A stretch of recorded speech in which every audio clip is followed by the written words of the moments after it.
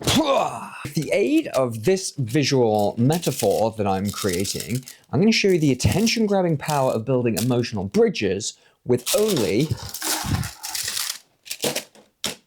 150 people. In the set.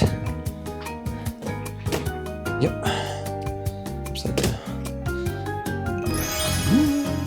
Welcome, I'm Simon. I'm the founder of Vault 7 Agency. For the last nearly 20 years now, I've been working with brands, some of the world's biggest brands, through to startup on multi-million pound campaigns. And one thing has always remained consistent: attention is the real currency. So if you spent any time with me in conversations and meetings, etc., it's likely that you've heard me bang on about emotional bridges. Well, specifically building emotional bridges.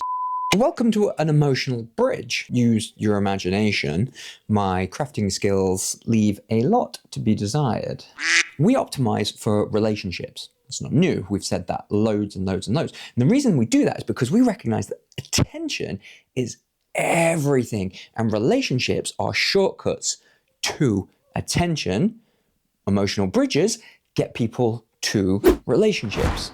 So like a framework. It's not a campaign, it's a framework. It's a way of thinking to move people through a process you want to where you can have a fundamentally strong relationship with that consumer. All this talk about emotional bridges, my bridge is dirty. What is an emotional bridge? I need characters. In this instance, you can be David because you are a work of art, and the consumer is going to be this statue, which is also probably a very important piece of art, but I don't know who it is. So let's get deep and off topic for a moment and be slightly engineering like. Why do bridges exist? Well, you're one place and you want to get someplace else. And you want to do that safely, quickly, and conveniently as possible. An emotional bridge moves someone from disconnected to connected. And a good bridge should be easy to cross. You don't want it to be a scary, rickety thing that is filled with trepidation and potential danger, and you have to be some sort of brave, adventurous soul to cross, because not many people are going to do that. So a good bridge, easy to cross.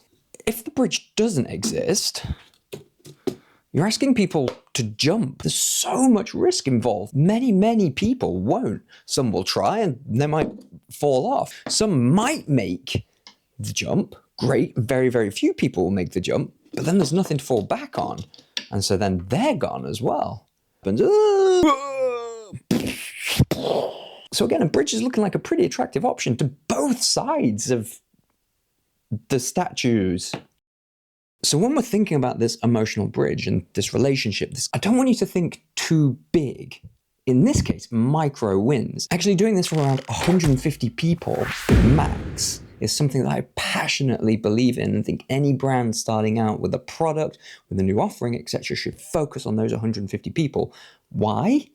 Dunbar's number. Anthropologist Robert Dunbar stated that human brains are only capable of maintaining about 150 stable social connections at once. And stable in this instance means you know who the people are and how to relate to them, and they to you, so vice versa. And this specific number is observed in many factors of modern life. Things like communities, for example, when they hit 150 people, they'll typically splinter into smaller groups or add hierarchy to manage with that increased size. So clearly we're taking a little bit of license here when we're talking about Dunbar's number, specifically with brands rather than individuals. But I think the logic is still sound, and it's good to incorporate it inside the framework. It gives us a clear focus.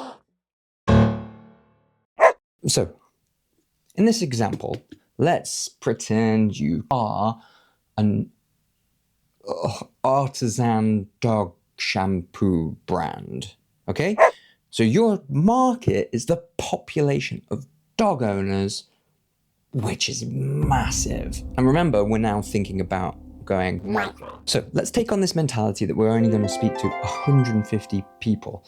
Our artisan dog shampoo works for all dogs incredibly well, but hey, we're just going to focus on cockapoos because they're ferocious, and they're damn cool dogs, let's say. What that allows us to do then is when we're looking towards this emotional bridge is really understand the 150 cockapoo owners that we're going to try and reach.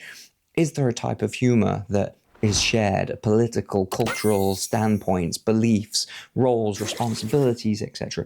Where are these common grounds between us and them that we can highlight and we can draw upon to build that emotional connection, that emotional bridge? What do they care about that we also care about and we can help build a bridge around? Over? Around? Do you build a bridge around or do you build a bridge over? Now, the great thing is that you focused on 150 relationships. You started to build that emotional bridge, you've brought people over, and now we have a connection of 150 people who want to give you attention. Remember, relationships are a shortcut to attention. You're not obviously going to stop at 150 people. That number's going to become bigger. When it does, these groups are going to splinter, but now you have an advocate that joins other smaller groups. They form other smaller communities, and because that relationship is strong, you have advocates, you have cheerleaders, you have people that do a lot of your original emotional bridge making for you. 150 is just the start. And you won't know when you get there. It'll happen. The groups will splinter, they'll move on, but you just keep focusing on 150. And this could take 2 weeks, 2 days, 2 years. We don't know. You've got to have the appetite for the time horizon. Relationships are a shortcut for attention. So if you already have a series of strong relationships, it's likely that you start here. What a great place to start. Cautionary tale number 2, because I don't actually remember how many I've actually given out in this video, 2 or 3. Cautionary tale 1 or 2, a bridge allows people to move away from you as much as toward you.